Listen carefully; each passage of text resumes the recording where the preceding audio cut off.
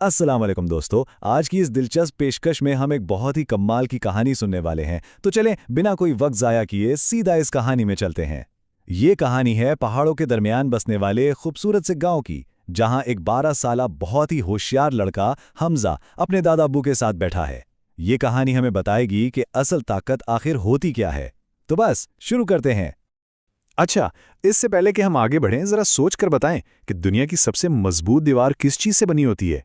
क्या ये लोहे की होती है या शायद ढेर सारे सीमेंट और ईंटों की? आज हम इसी राज से पर्दा उठाने वाले हैं कि आखिर वो कौन सी दीवार है जिससे दुनिया की कोई भी ताकत तोड़ नहीं सकती। हिस्सा अव्वल, बुनियाद मरसूस क्या है? तो हुआ कुछ यूं कि सुबह का वक्त था और हमजा अपने दादा अब्बू के साथ मजे से गर्मा गर्म चाय पी रहा था। अचानक टीवी पर खबरें चलने लगीं और खबरों में एक बहुत ही मुश्किल सा लफ्ज सुनाई दिया, बुनियाद मरसूस।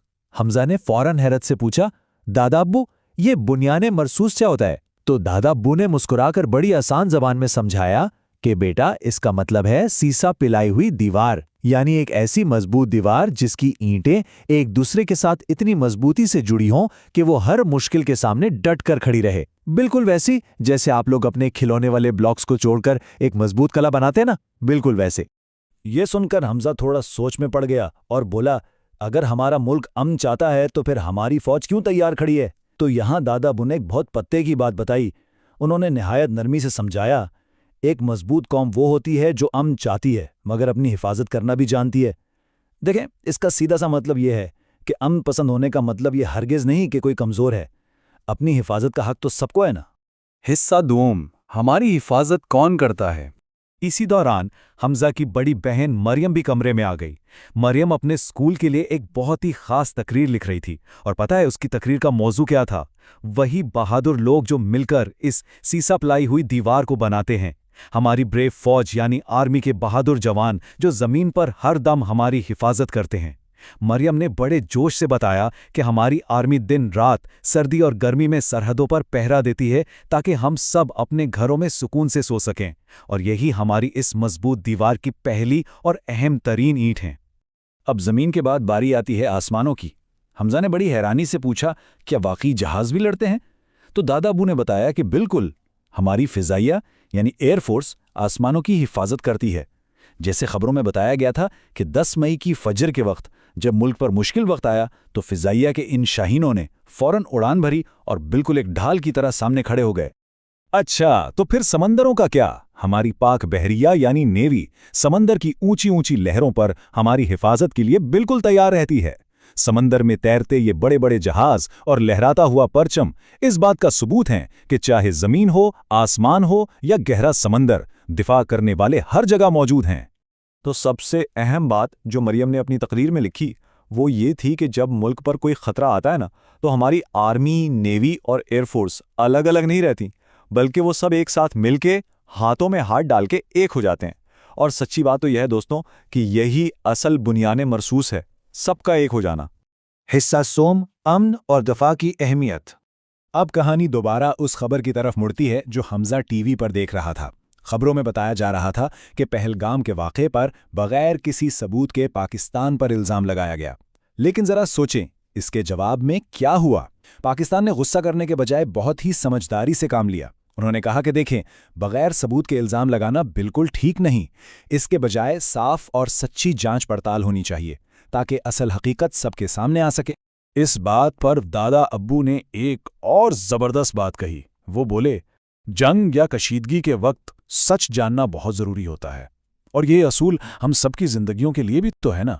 ज़रा सोचें, जब कभी दो दोस्तों में या स्कूल में कोई झगड़ा हो जाए तो बगैर सोचे समझे किसी पर इल्ज़ाम थोड़ी लगाना चाहिए, बल्कि हमेशा पहले सच जानने की कोशिश करनी चाहिए। टीवी पर एक और खबर आई कि एक ब्रह्मोस मिसाइल गलती से अपने रास्ते से हटकर दूसरी जगह जा गिरा। हमजा ये सुनकर थोड़ा फिक्रमंद हो गया।